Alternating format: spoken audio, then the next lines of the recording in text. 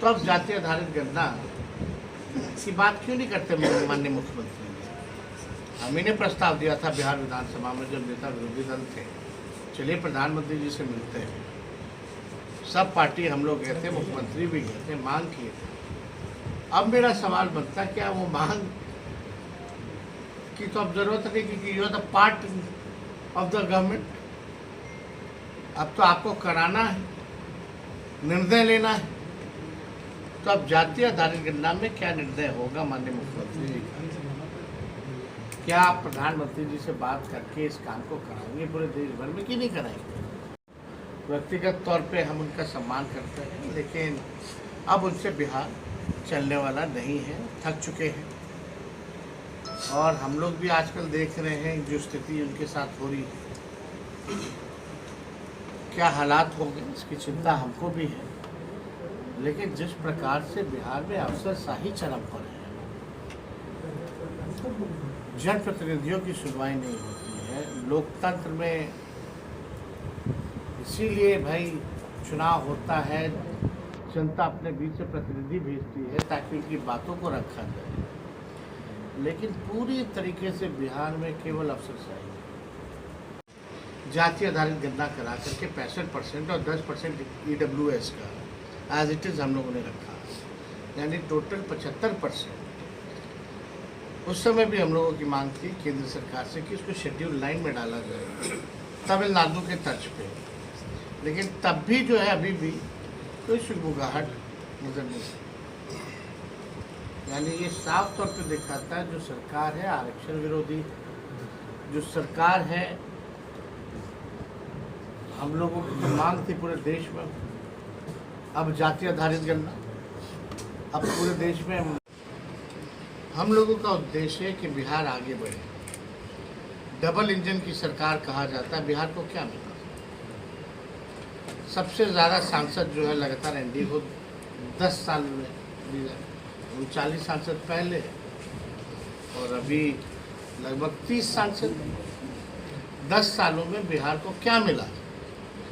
आज जो सरकार बनी है केंद्र में, बिहार के बलबूते बनी है, बिहार के वोटरों ने उस सरकार को मत दिया है, लेकिन बिहार को बदले में क्या मिला? केवल छलावा, केवल सौतेलापन।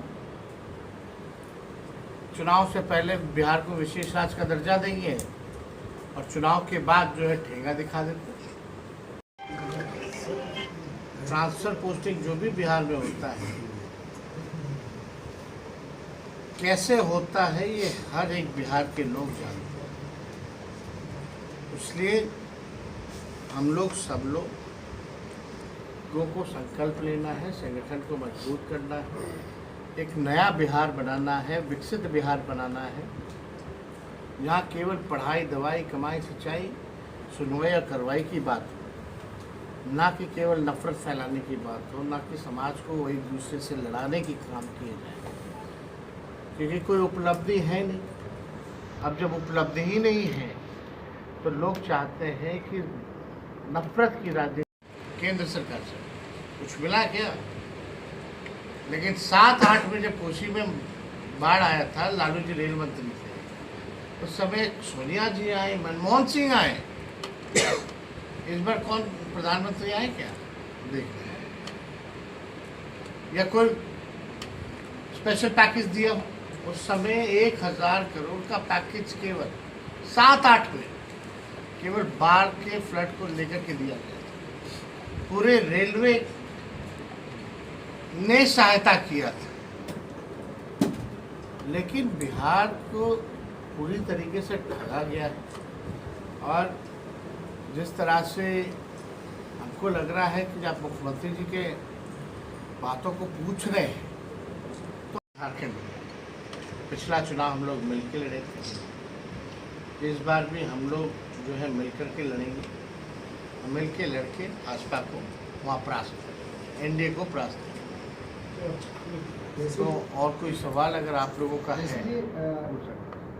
जिस तरीके से आपने चिंता जाहिर की मुख्यमंत्री नीतीश कुमार के स्वास्थ्य को लेकर, अपनी नौकरी का हो, चाहे जाति आधारित गणना की हो, चाहे आरक्षण की सीमा को बढ़ाने की हो, चाहे 4.5 लाख नियोजित शिक्षक कर्मियों को सरकारी कर्मचारी का दर्जा देने की हो, जो स्वयं सहायक समूह है, तालमी मरकज़ है, विकास मित्र है, टोला सेवा है, इनके आय मानदेय को दुगना करने की बात हो, आईटी पॉलिसी की बात हो, स्पोर्ट्स पॉलिसी की बात हो, टूरिज्म पॉलिसी की बात हो, लगातार जो है हमारी 17 महीने की जो सरकार रही, जो उपलब्धियां रही और लगभग 3.5 लाख नौकरियां जो प्रक्रियाधीन जो हम लोग करके आए हैं, वो अब तक जो है इस 10 साल में वो प्रक्रियाधीन नौकरी भी नहीं दी।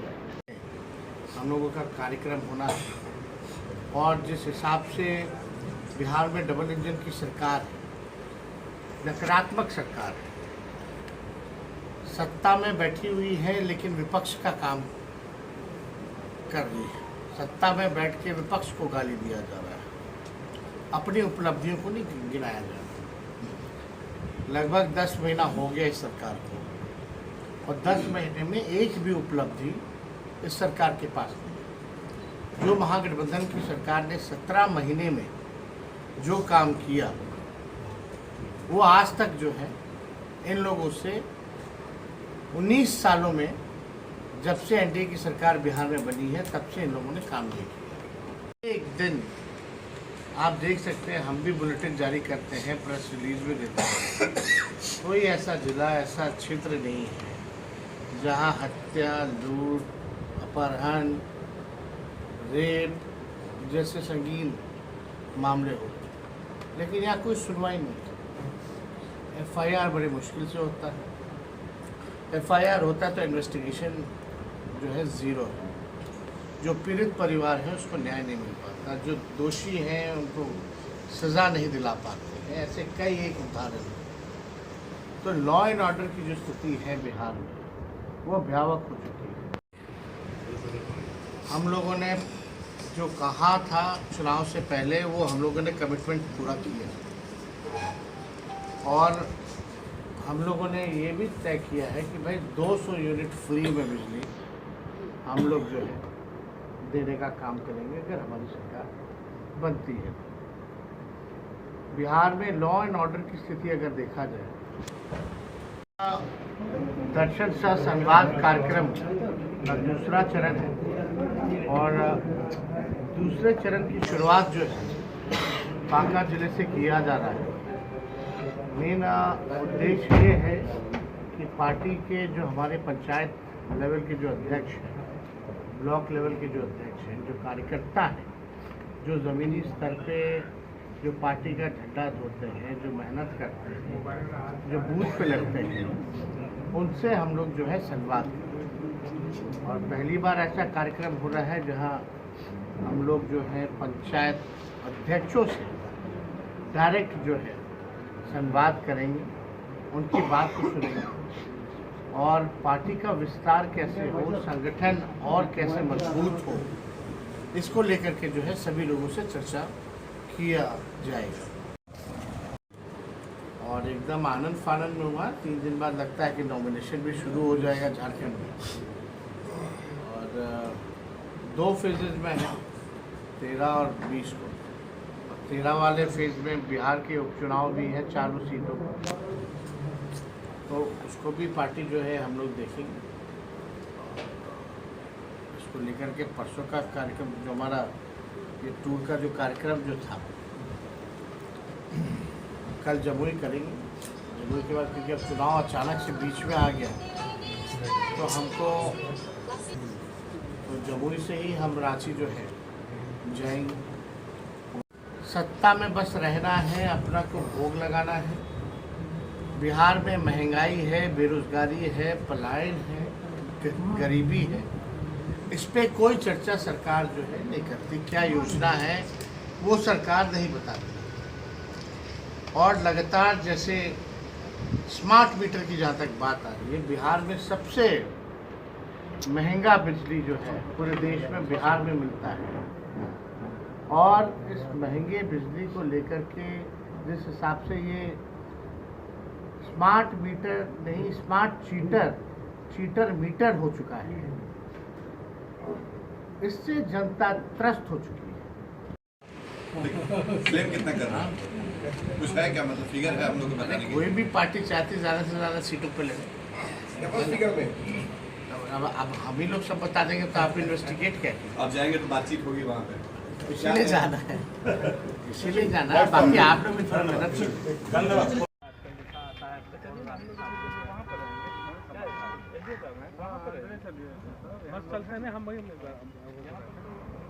चलिए देख लीजिएगा लोग, हम लोग वहाँ पर हैं। आप भी वहाँ लड़ेंगे आप अब बड़ा मुश्किल से उनको जगह मिला है। अब लड़े तो अच्छी बात है, लड़ना चाहिए। क्या है, हम लोग तो हमेशा से लड़ते हैं, हम लोग तो सरकार में।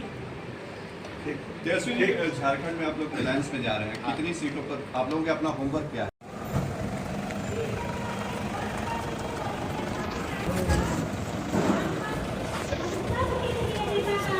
तेजस्वी यादव जिंदाबाद, जिंदाबाद, जिंदाबाद। तेजस्वी यादव। समय जो है समाप्त हो चुका है। आने वाले चुनाव में अब उनसे बिहार चलने वाला नहीं है, थक चुके हैं। आने वाले चुनाव में अगर नीतीश जी अप्रोच करते हैं आरजेडी से तो क्या अरे हम तो कह रहे हैं वक्त ही समाप्त हो गया है। जब समाप्ति हो गया तो किसी को क्या अप्रोच करेंगे? क्या ये मान लिया जाए अब कि धार्मिक अगर यात्रा पे कोई निकलता है इस गठबंधन में और नीतीश जी मौन है तो क्या आप रणनीति है? गिरिराज सिंह जी को बोल रहे हैं ना, जी वो क्या है, केंद्र मंत्री हैं, ना मिलता है वहाँ। तो भाई जो आरएसएस चाहती है वही लोग काम करते हैं। इन लोगों का कोई औचित्य तो है नहीं। और आप बताइए कुछ उपलब्धि 10 साल से है ना मंत्री। अगर 10 साल में काम गिरिराज सिंह जी ने किया होता तो अपने काम को गिनवाने जाते ना यात्रा में कि हमने ये काम किया। अब जा कर के गिरिराज सिंह यही बोलेंगे कि देखो हमने बिहार को विशेष राज्य का दर्जा नहीं देने दिया, तुमने हमको वोट दिया और हमने तुमको अच्छा रहा। यही काम रह गया गिरिराज सिंह जी का। तो उपलब्धि तो है नहीं, तो बिना कोई उपलब्धि के बोलेंगे क्या? तो एक ही काम बचा है जो उनका बेसिक काम है, इंसान को इंसान से लड़ाना, धर्म को धर्म से लड़ाना, नफरत बोना, जहर बोना और अपना धंधा काम चलाना। ये लोग ठेकेदार हैं क्या? पूछिए आपको एक बात पूछ रहे हैं, क्या वो ठेकेदार हैं कौन? वो जा रहे जगाने, जनता ही उनको जगा देगी। बंद करो है नहीं लगता। हजारों करोड़ की योजनाओं की शुरुआत होती है, एक कमरे में बंद कर दिया जाता है, 5 मिनट में सारा कार्यक्रम खत्म कर दिया जाता है, मुख्यमंत्री बिना बोले निकल जाते हैं। ये पाबंदी किसने लगाई है? मुख्यमंत्री is the leader of the state, सबसे बड़े ओहदे पे है। हजारों करोड़ की अगर कोई योजना हो रही है या कोई काम हो रहा है तो राज्य की जनता उनसे सुनना चाहती है कि क्या हो रहा है, बिना बोले निकल जाना। कौन से इशू पे माननीय मुख्यमंत्री जी ने बोला, आप बताओ।